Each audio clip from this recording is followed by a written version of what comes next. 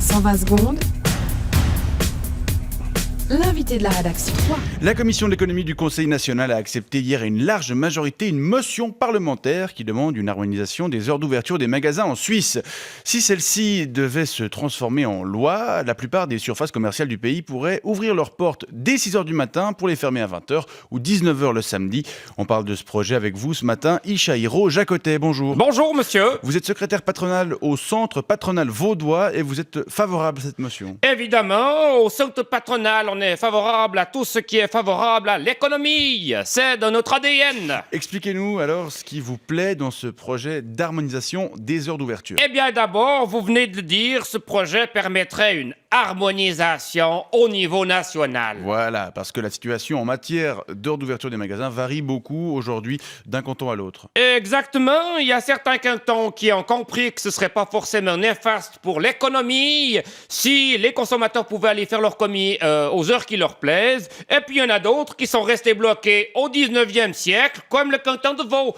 Sur Lausanne, par exemple, il est strictement impossible d'acheter des noix de Saint-Jacques ou bien un minibus après 19h. Alors au-delà de l'harmonisation, les membres de la commission qui soutiennent la motion expliquent qu'ils veulent encourager les consommateurs à acheter ici plutôt que dans les zones frontalières. Oui, parce qu'en France voisine, où ils ont compris comment fonctionnait l'économie, eh bien, on peut faire ses commis jusqu'à point d'heure. Alors, qu'est-ce que vous faites s'il y a des 21 heures passées? Vous vous rendez compte qu'il vous faut un ficus ou bien un aspirateur de table? Eh bien, vous prenez la bagnole et puis vous filez faire les commis à Étrembières, ce qui n'est pas favorable pour l'économie locale. À Étrembières. À Étrembières, en France voisine. En Haute-Savoie. Vous habitez près de la frontière vous-même? Alors non, moi j'habite à Vufflan-Château la semaine, mais ça m'est déjà arrivé de devoir vite aller à Étrembières avec la bagnole à des 21 heures passées parce qu'il y a pour acheter une bricole, parce que les magasins près de chez moi étaient tous déjà fermés depuis de belle lurette, ils avaient tiré la ridelle.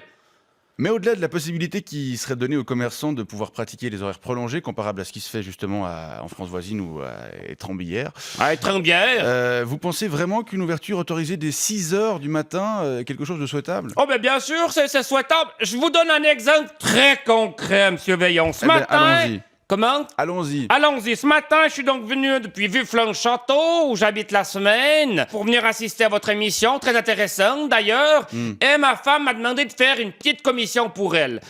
Mais j'ai pas pu, parce que le magasin est fermé, j'ai pas pu acheter cet objet. Faire plaisir à votre femme. Faire plaisir à ma femme en lui achetant une chapince. Elle m'a demandé. Une chapince? Une chapince. C'est une petite pince qui permet d'arracher les griffes des chats, pour éviter qu'ils vous salopent le divan ou bien la nuisette.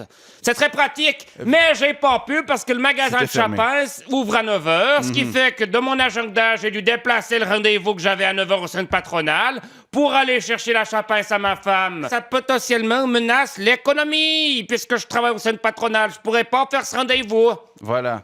Évidemment. Et puis j'ajouterai encore une autre vertu à ce projet d'extension des heures d'ouverture. C'est une vertu pédagogique, monsieur Veillon, une vertu pédagogique.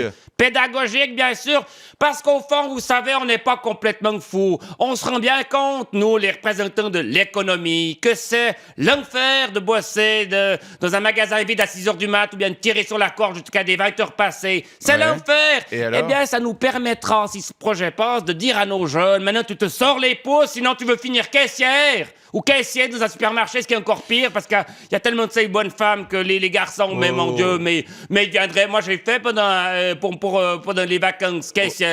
À 14 ans, mais y a pas de souci, l'enfer, c'était déjà. Alors, ça leur permettrait de se bouger un peu le cul, de les motiver, de les encourager à faire une profession à haute valeur ajoutée, des puissantes études, ce qui est favorable à l'économie. Monsieur Veillon. Très bien, monsieur Jacotet, Ishaïro. Je vous remercie d'être venu nous apporter le point de vue donc de l'économie ce matin sur cette éventuelle ouverture prolongée des magasins. Je rappelle que vous êtes secrétaire au centre patronal vaudois et je vous souhaite une bonne journée. Je vous remercie. Elle est ouverte, votre cafétéria. Là, j'ai envie d'un petit café. Non, elle ouvre à 8h. 120 secondes avec les magasins de chaussures Pompidop et Pompe Funèbre.